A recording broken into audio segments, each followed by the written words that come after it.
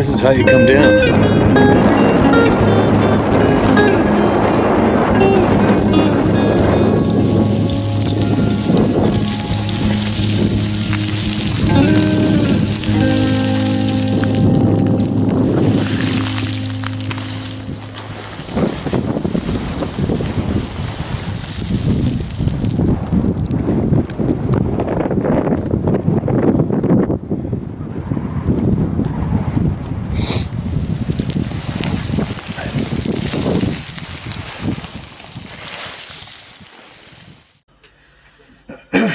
Alright, so done.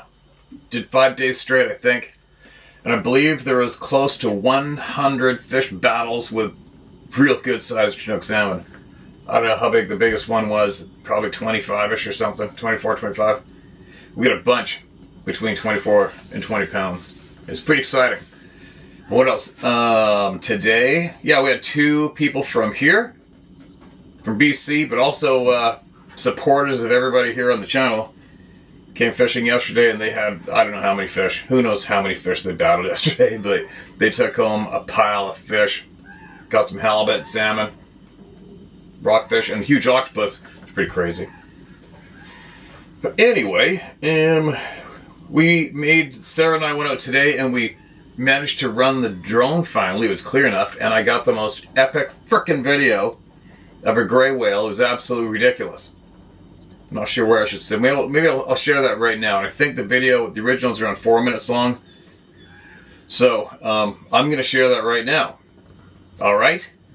And then after that, I'll go to sharing some emails. And there's a pile stacked up in my inbox. Holy. So check this out. All right. Proud.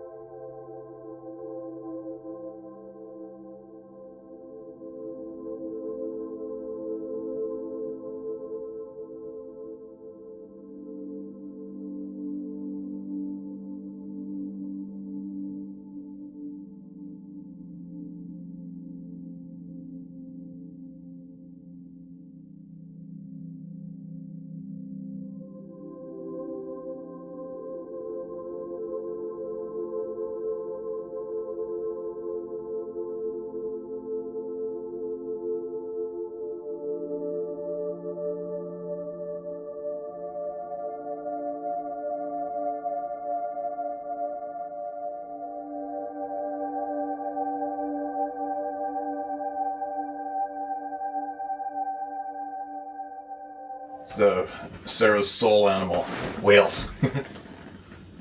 So you imagine how freaked out she was seeing all that going down.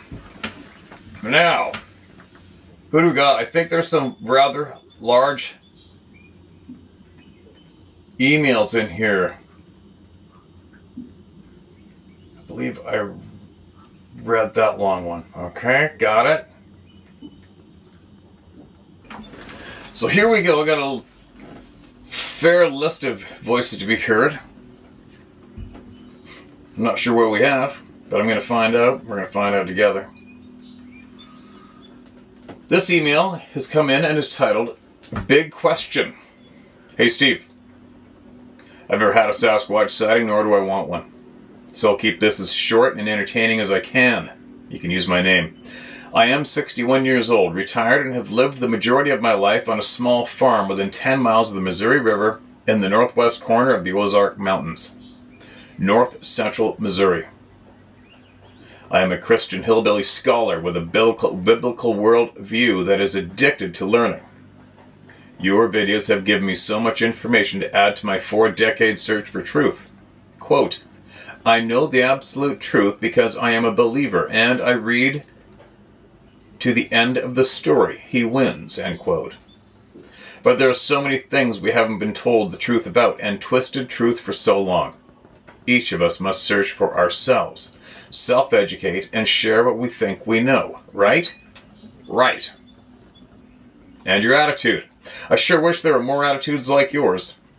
I first heard you and Nino on his podcast when you told of the military pilot lighting up a Sasquatch with his targeting system, and it blinded the creature.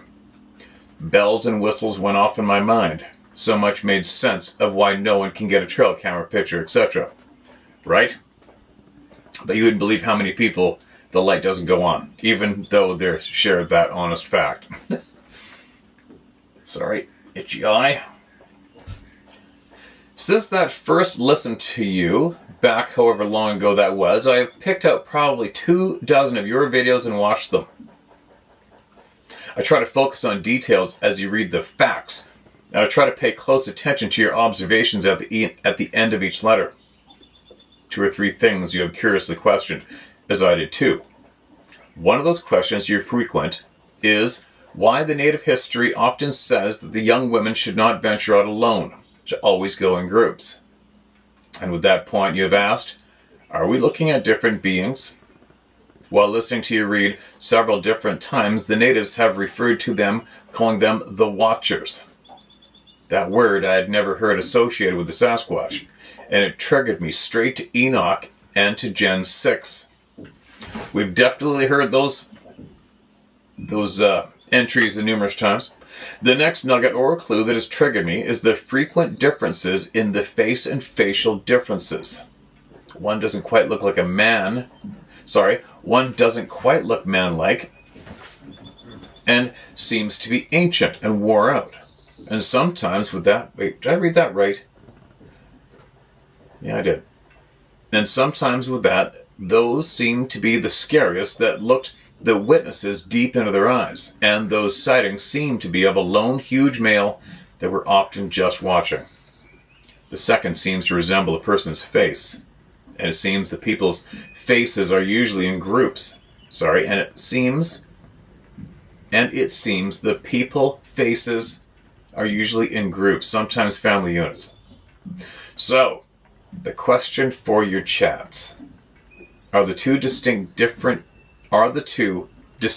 different beings? Possibly.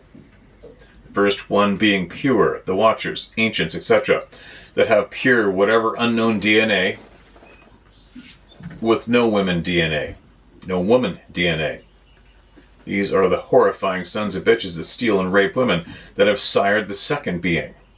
The Nephilim hybrid offspring with the unknown DNA and woman DNA?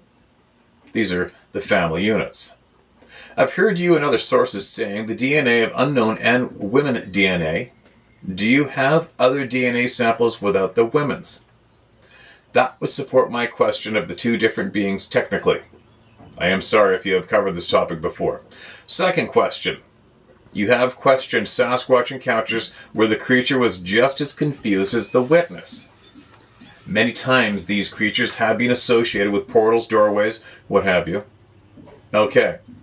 If these beings can, quote, jump, end quote, using these, do they know where the other side of the doorway is? Are they projected to a place where they do not know where it goes and where they are? That would explain the confusion. So there's my 2 cents. Keep up the good fight, brother. Please say hey to Nino for me. God bless you and yours. Sincerely, John Deitzel. Deitzel?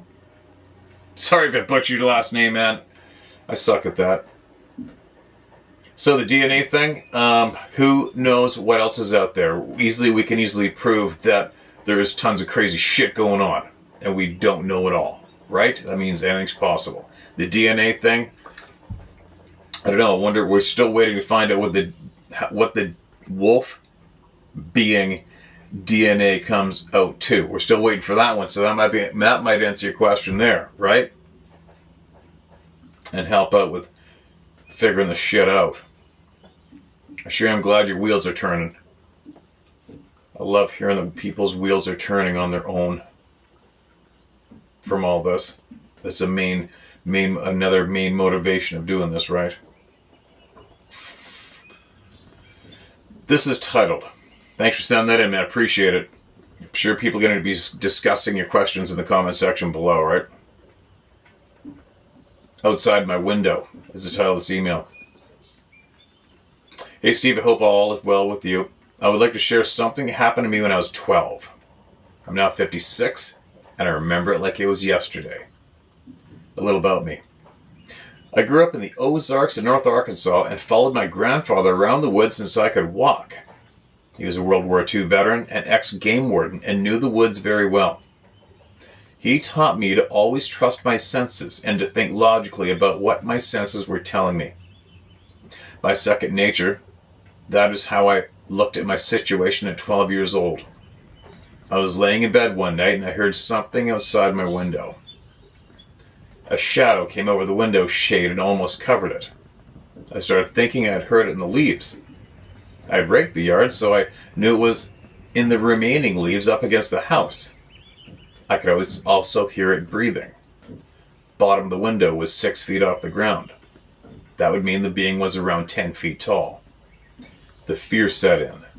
The most fear I've ever felt. I was compelled to look. My mind was being influenced into looking.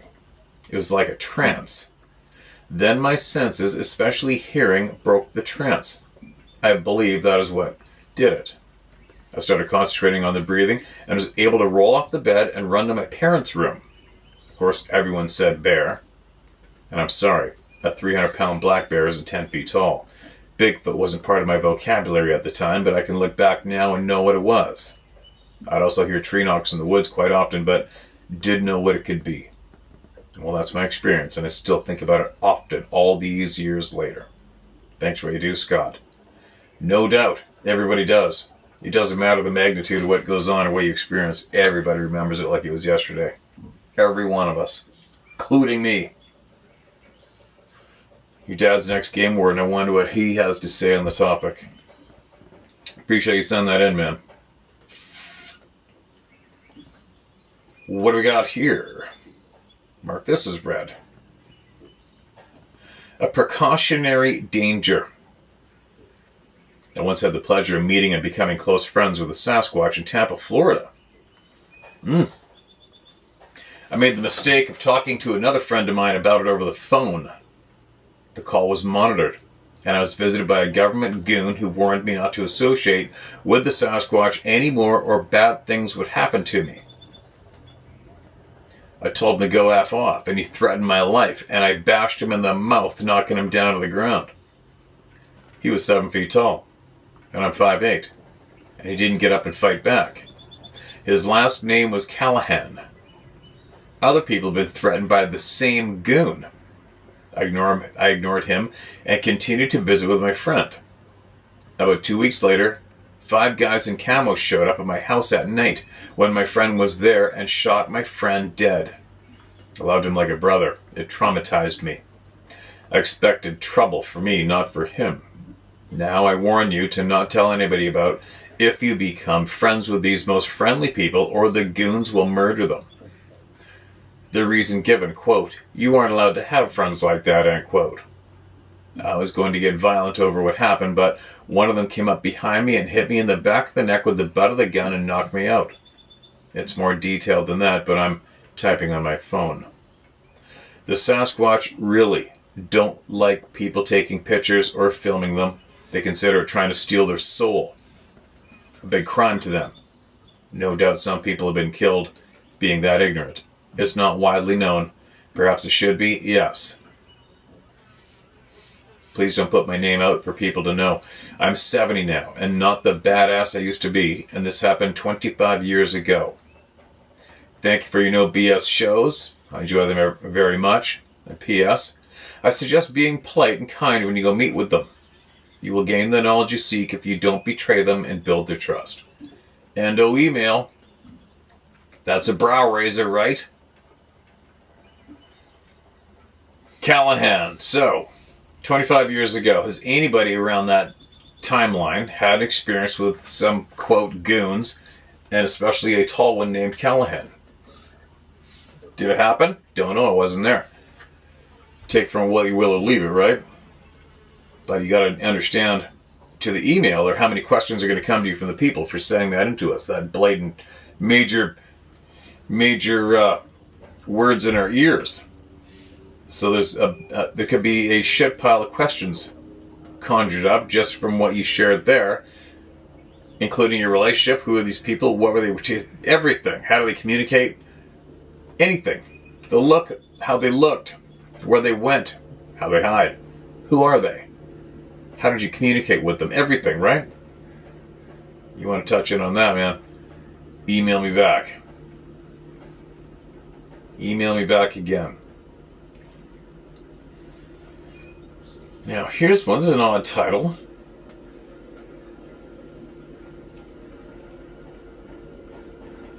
The Ladies and I, Part 3.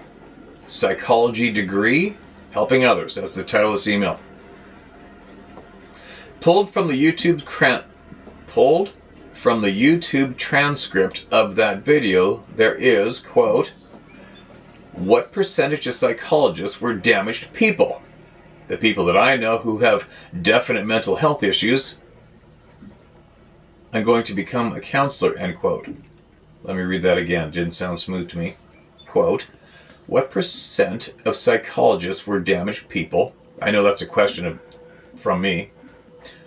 The people that I know who have definite mental health issues.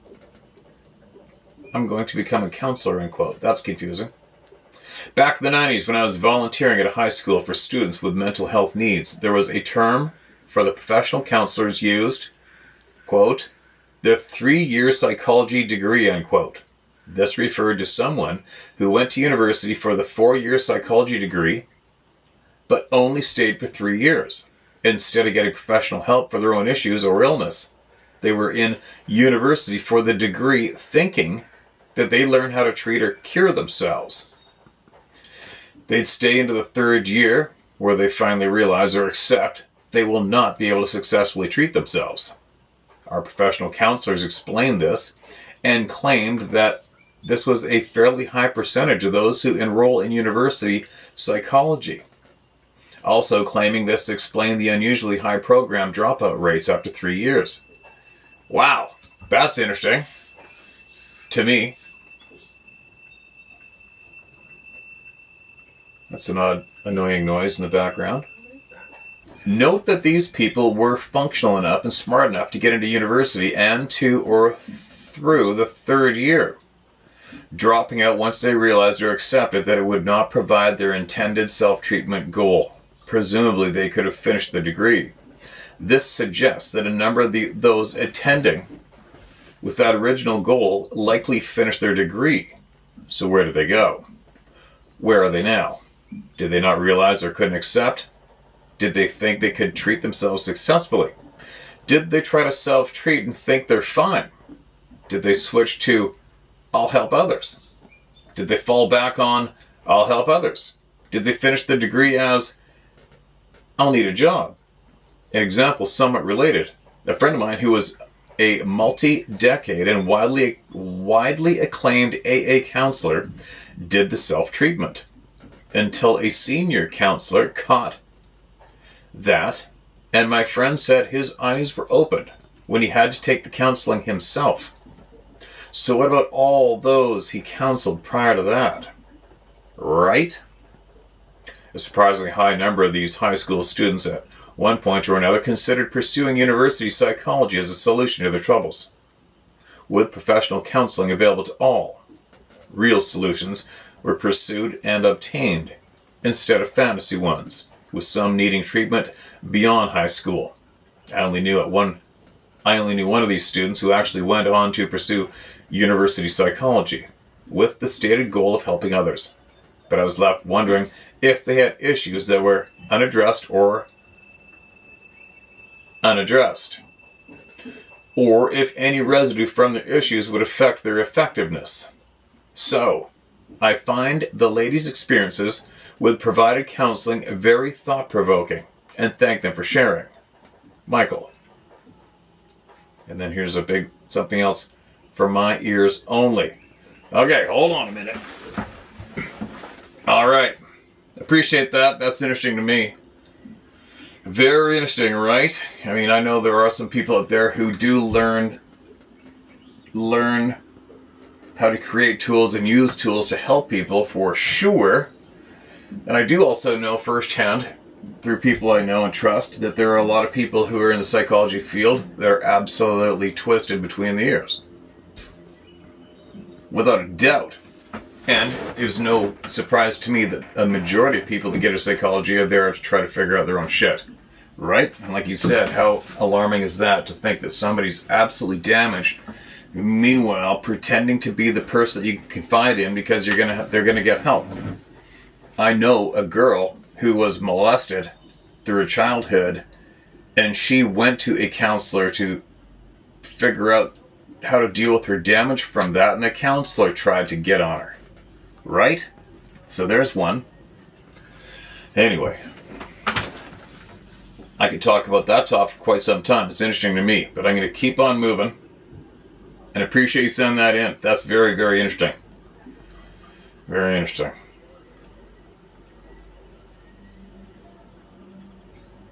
Man, those outboards are real loud. Or is it just me? Okay, here we go. Weird floating light in the forest. Hi, please don't read my name. I got you. I do have some questions if you would be so kind to give an opinion. My questions. If I talk about Sasquatch with others, will that increase my chances of meeting one? I don't know. Some say yes, some say no. I don't know, man. Bracket, I am terrified of this, and so I don't talk about it to people, especially people who I know live and work in the forest. Bracket. I also really don't want to talk about it with loved ones, as they all go hunting and guiding and have built homesteads in the woods. Next question. If I ask them about their experiences, doesn't that increase their chances of coming across a Sasquatch, since they are now thinking about these beings? These beings can sense when you think about them, right? Maybe. It's a word in the street. I don't know if they're about when you think about them.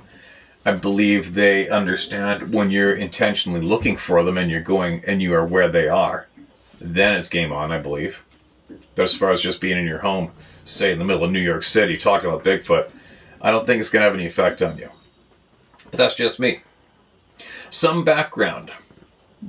I've grown up in the lower mainland. Oh, this must be in British Columbia. And my family would often hike around Chehalis. Okay, southern BC. Western BC. Elders have shared stories, and I believe them. I remember hearing the tree knocks often when I was out hiking when my son was little. I felt safe because we had a big dog with us. Thankfully, whatever was doing that never confronted me. I know I asked an elder, if I ever meet a Sasquatch, what do I do? And then said, face it, talk calmly while stepping backwards in slow, calm retreat. I was thankful to have that knowledge. It helped me be less afraid. Bracket. A friend I carpooled with also had had cousins meet a Sasquatch while they were fishing, it would throw rocks at them on their boat. They only stopped when they threw fish back into the bushes in the direction the rocks came. I always kind of liked that story. Mischievous, but not mean-spirited. End bracket. You may not want to share this next part, as the story is not mine, but rather my nephew's. It really is amazing. He is a homesteader, a guide, a hunter, and also has wrangled a herd of horses across diverse terrain in northwest BC. This story should give you some hope rather than fear. My nephew had been wrangling horses across a great distance and was suddenly overcome with a high fever. Due to heavy rains that day, the herd had not made good time, and he found himself still in the thick bush, with no light, as it was night.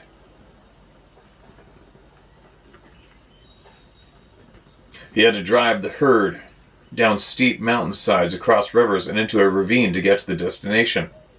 It was a miracle he stayed on the horse without falling off. At one point, he felt lost and had no idea if he would make it. He was so sick, he could barely hold on, and it was completely dark. But then this orb of light shone through the trees up above the ravine and seemed to guide the horses out of the ravine and in the direction of the ranch. He felt this shimmering light was not something to be afraid of, and it came just before he felt like giving up. It seemed to flicker, weave its way, and bounce along the trees. It was not man-made. He didn't know what it was, but it guided the horses. Whatever it was benevolent. Thank you for sharing people's experiences. It is nice to feel affirmed. Well, that's interesting. Lots of boats going by right in front of me. So, sorry for that, looking away. That's interesting. At the same time, for me, it's kind of odd because obviously I know horses and I've done the same thing many times, meaning traveling through the North Rocky Mountains anyway for me.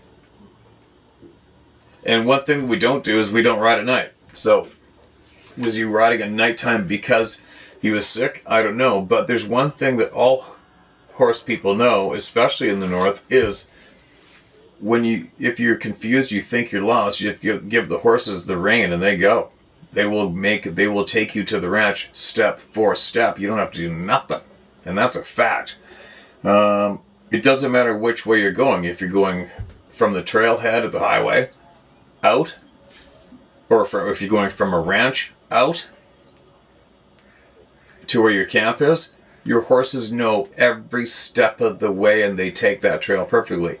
If you're really lost or disoriented or whatever, and you already sat out in control and you control the horses to start heading to the ranch or the highway going back, and even if you fall asleep in the saddle, which I've done lots of times, you just try to, they go step for step and end up at the highway or the trailhead or the ranch. So that's an odd one from me to hear, that horses needed a bright light to guide them back to a ranch. That actually doesn't make sense to me at all, from what I know firsthand experience. So, is it possible that bright light helped that cowboy out mentally and physically along the way? Maybe, I don't know. I don't know anything. I don't know enough about bright lights to make a call on anything. But it sounds probable with what we're learning from everyone, right? There you go. Here comes my buddy and his clients, so the dock's about to get busy. I don't know if I got time to... Whoa, this is a long one. I don't know if I should read that just yet, because I got to go do some things with these guys. What's this one? Okay, let me read this. And then I'm going to close off early, alright? And I'll be back out of the man cave tomorrow. This is titled DARPA. DARPA. Dear Steve, this is the first time I've emailed you as yet. And I'm proud to stand with the truth. I can use my name, it doesn't matter if it's out there. I hope that you read this either in private or not. I was compelled to send this so you could watch the link attached. Just a little about myself so you don't think I'm some deranged person. I'm 7 years old now, retired from a small town in Florida Sheriff's Office, where I was sergeant for the department. I live in the Smoky Mountains now, where many of my friends have seen, heard, or smelled one of these beings, and yes, We're all within walking distance to the river and the national park. I've been a subscriber for over 6 years now, and I can't praise you enough for sharing emails from those who have had experiences that literally changed their lives. Your non-judgmental approach and open attitude, mixed with your genuine, authentic nature, has helped so many people stand up for truth. In a world where we see more and more lies being exposed from our so-called leaders, you have to know how important it is to keep on keeping on. I don't promote anything but the honest God's truth. Knowing that you are knowledge-driven and open-minded, I'm mainly sending you this so that you can watch the link attached. I, for one, wasn't really surprised by this. But thinking that this happened, and knowing that it happened, well, it makes me sick to my stomach. Seeing how corrupt people in power can be and how deceitful and sneaky they are. I do hope that you find the time to see the video link. It's connecting the dots more and more, and I truly believe the government has used these beings for warfare, and as well as using them as a distraction in areas where we civilians shouldn't be. Anyways, like my father would have said, you're a man's man with a good heart. Thank you for everything you do. And never forget, you're protected and surrounded with light. You're blessed. Cap P. Lewis. That's interesting, and there's no link. I'm going to have to go back to the emails and try to find it. Used for war. I don't know, because the enemies that they use them against would probably report in to the public about it, right? Anyway, I'll be back shortly. Gotta go.